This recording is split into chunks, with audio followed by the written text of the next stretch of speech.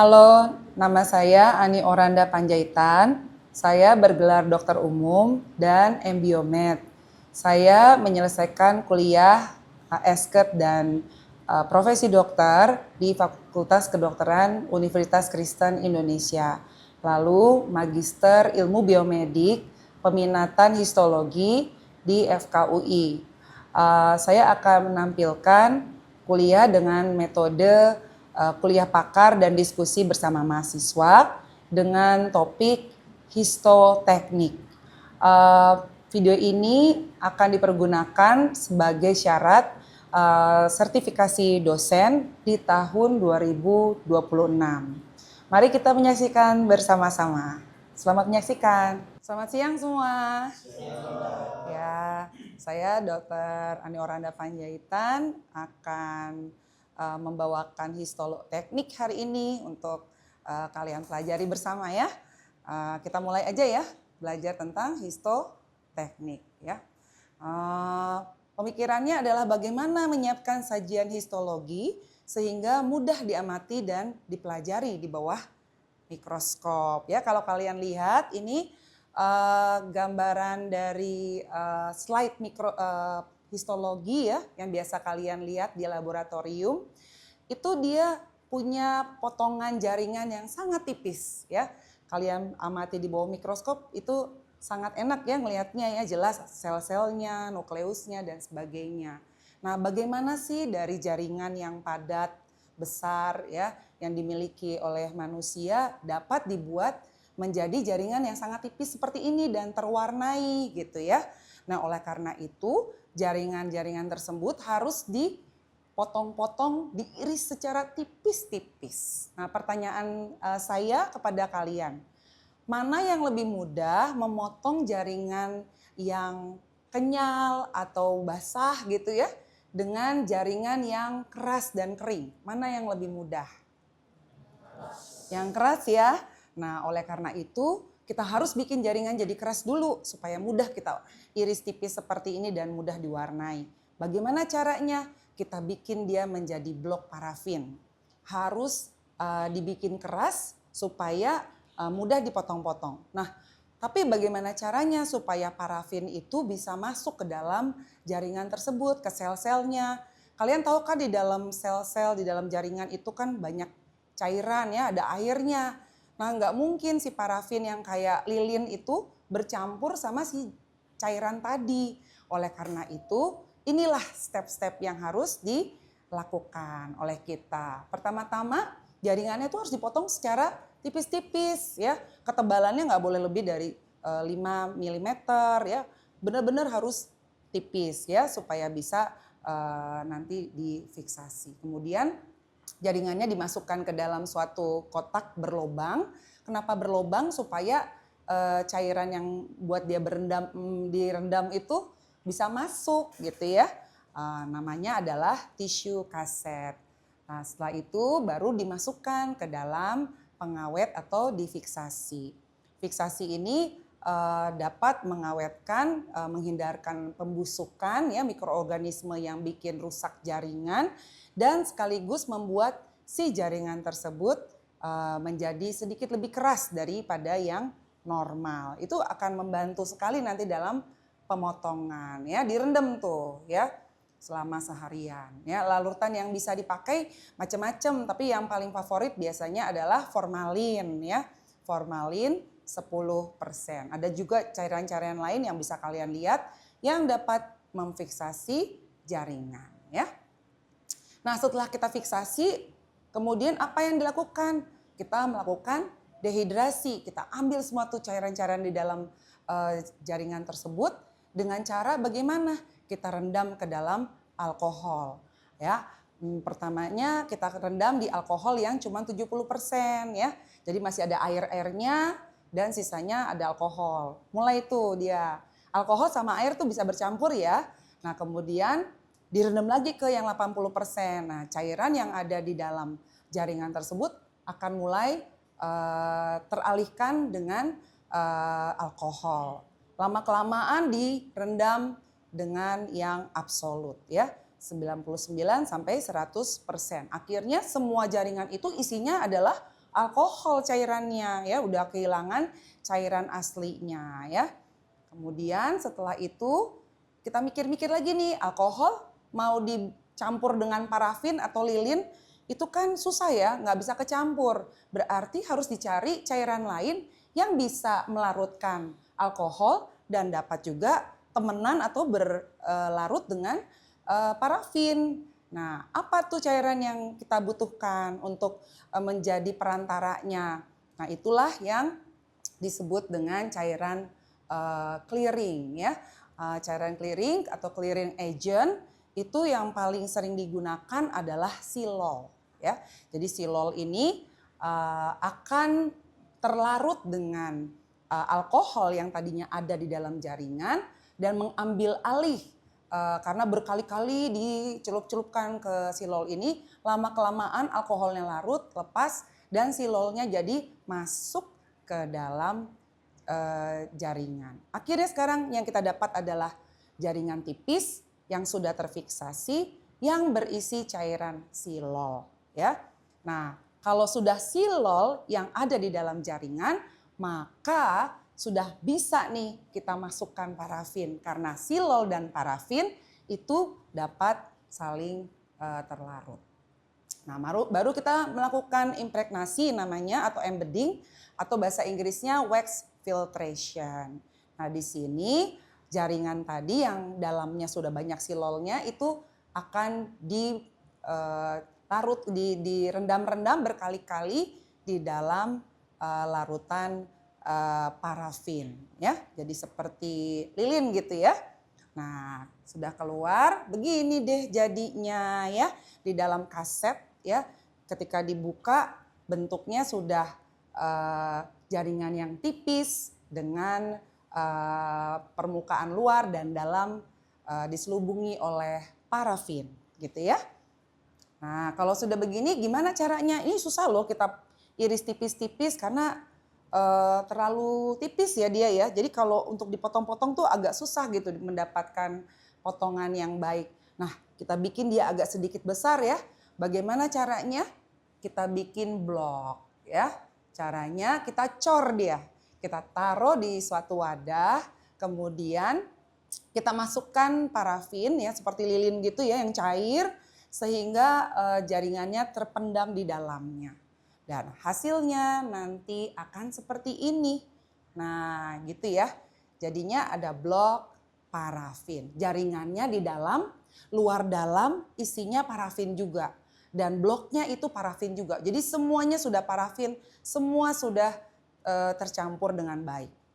Nah selanjutnya adalah pengirisan secara tipis-tipis. Bagaimana pengirisan secara tipis-tipis? Nggak mungkin ya kita menggunakan pisau. Mungkin nggak menurut kamu kita potong pakai pisau menghasilkan ketipisan beberapa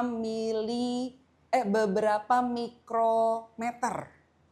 Di bawah dari 1 milimeter loh. Dipotong-potong pakai pisau. Nggak bisa.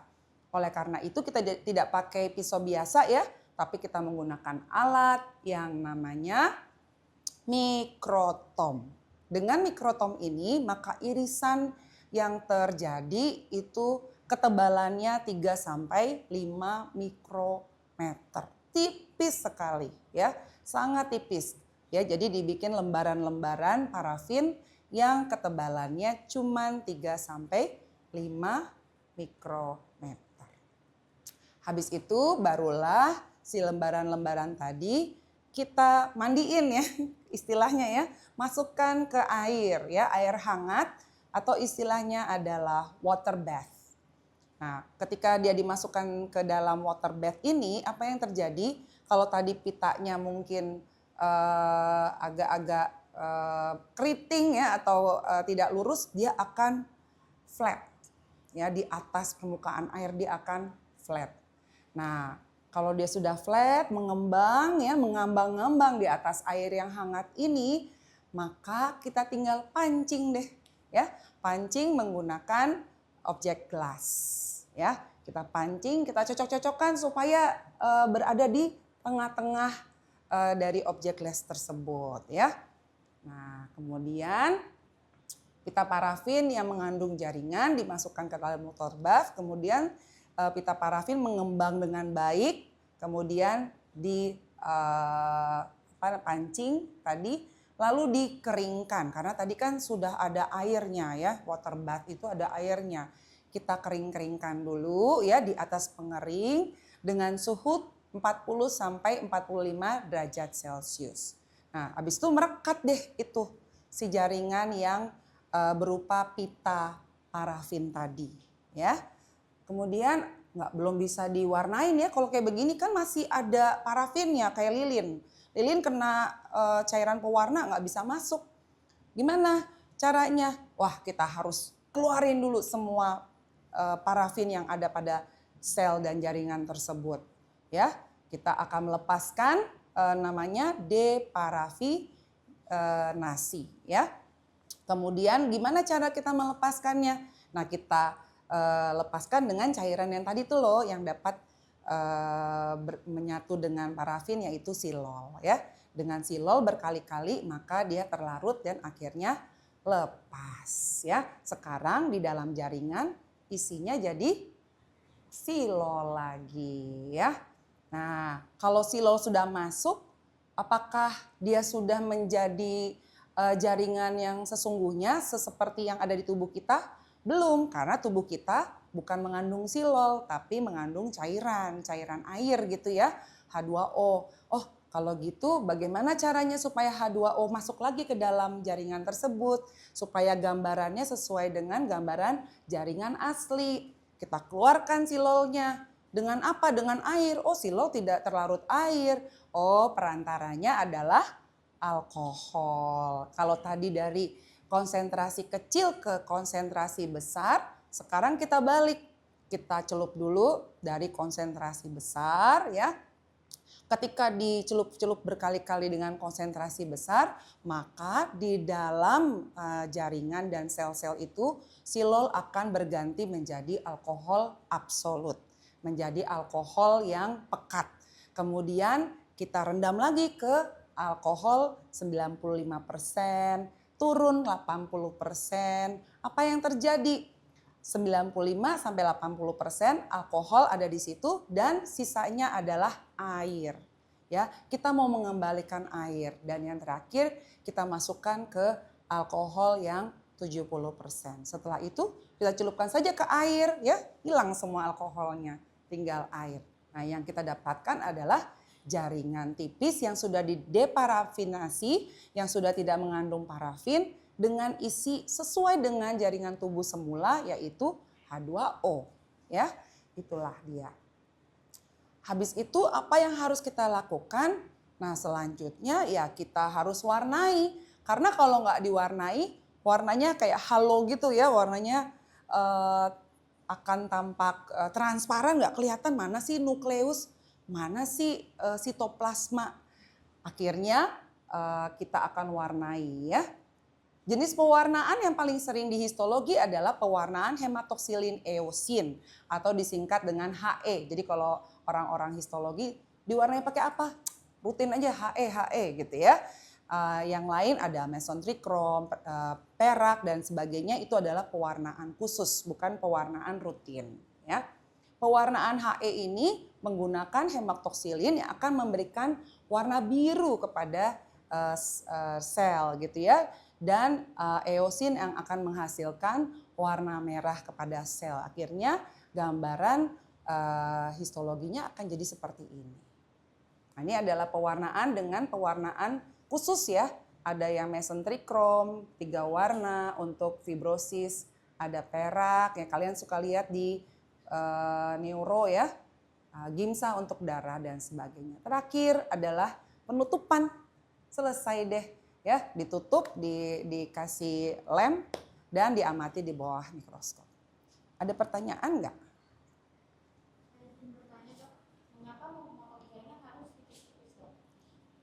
Kenapa harus tipis-tipis? Nah, itu tadi kita kan pakai cairan ya untuk fiksasi, untuk dehidrasi, rehidrasi. Nah, kalau dia tebal, takutnya cairannya itu nggak bisa menembus ke dalam, tidak bisa penetrasi jauh ke dalam. Oleh karena itu kita harus tipis-tipis. Kalau untuk di mikrotom kenapa harus tipis-tipis? Supaya antara satu sel dengan sel lain tidak bertumbukan gitu, jadi overlapping, ada dua nukleus yang saling atas bawah gitu. Kalau bisa tipis aja, satu sel gitu ketebalannya. Seperti itu. Sudah jelas?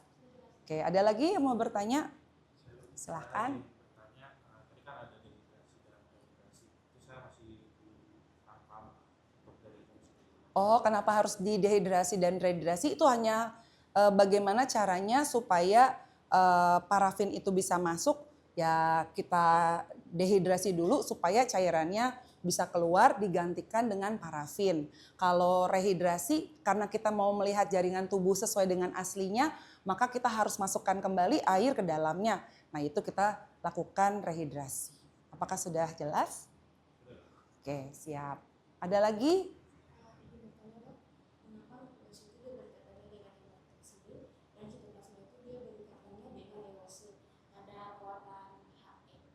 Oh, kenapa seperti ini? Kenapa nukleusnya biru-biru, sitoplasmanya merah-merah? Nah, di dalam nukleus itu kan ada DNA. A-nya itu apa? Acid. Deoksiribonukleik acid ya. Nah, sifatnya asam. Nah, si hematoksilin ini sifatnya basa, makanya yang berikatan di nukleus adalah hematoksilin. Sedangkan pada sitoplasma itu kan banyak kan protein sitoplasma. Dia banyak asam amino, sifatnya adalah basa ya. Makanya si eosin yang asam akan berikatan dengan dia. Itu karena adanya perbedaan pH dari kedua pewarnaan ini. Yang asam akan menempel ke basa dan yang basa akan menempel ke yang asam. Apakah jelas? Oke, baik. Kalau gitu saya cukupkan saja kuliah hari ini ya. Kalau masih ada pertanyaan boleh email saya ya. Sekian dan terima kasih.